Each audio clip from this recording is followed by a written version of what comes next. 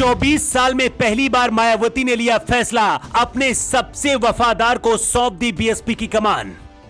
फिर से मुख्यमंत्री बनने के लिए मायावती का भयंकर प्लान तैयार, 24 दिन में बदल डाली रणनीति।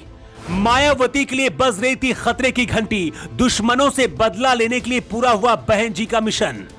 कुछ दिन के लिए मायावती आराम करने क्या गई, विरोधियों को लगने लगा संन्यास लेने वाली है। मायावती के दुश्मन ये भूल गए कि जिस दंगल में जीतने के लिए वो अपना दम लगा रहे हैं, उस यूपी में मायावती 4 बार मुख्यमंत्री रह चुकी हैं।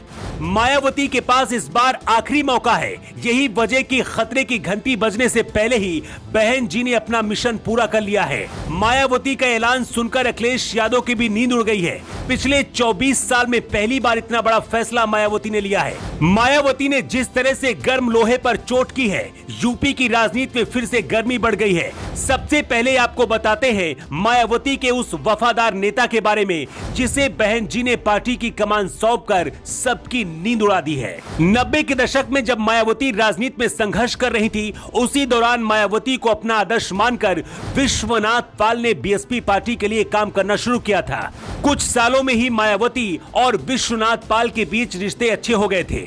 2007 में जब मायावती चौथी बार उत्तर प्रदेश में मुख्यमंत्री बनी थी, तब अयोध्या के साथ साथ विश्वनाथ पाल पूर्वांचल में भी मोर्चा संभाल रहे थे। मिर्जापुर, सोनभद्र जैसे इलाके के प्रभारी रहे। इसके साथ ही मध्य प्रदेश, बिहार और राजस्थान में भी बसपा के लिए काम करके मायावती का दिल जीता था। अब जब बसपा अपने बुरे दौर से गुजर रही है, तो मायावती ने यूपी में बीएसपी की कमान अपने वफादार विश्वनाथ पाल को सौंप दी है।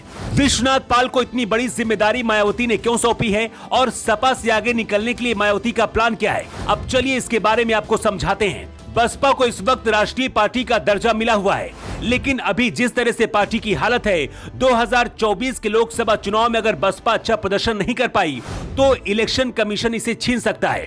मतलब कि इस बार यूपी समेत बाकी के 3 और राज्यों में भी बसपा को अच्छा प्रदर्शन करना ही होगा। योगी सरकार बनने के बाद मायावती खुलकर बीजेपी पर कभी नहीं बोली, लेकिन अखिलेश यादव के खिलाफ बोलती है।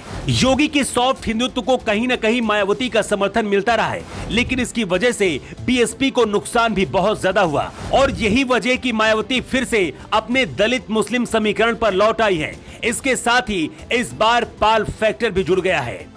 मायावती ने जिस विश्वनाथ पाल को प्रदेश अध्यक्ष बनाया है, वो अति पिछड़ा वर्ग से आते हैं, लेकिन बसपा के थिंक टैंक का मानना है कि इससे पाल और अन्य पिछड़ा वर्ग का वोटर भी ज्यादा से ज्यादा बसपा के पक्ष में आ पाएगा।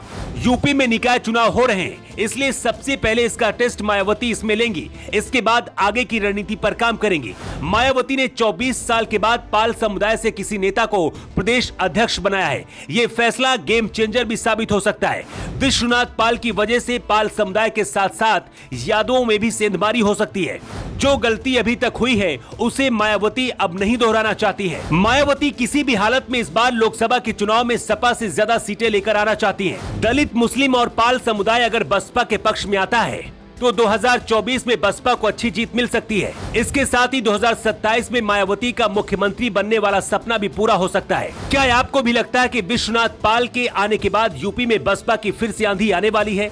आपकी क्या राय है? कमेंट बॉक्स पर लिखकर जरूर बताएं। योगी युग के लिए ब्यूरो रिपोर्ट।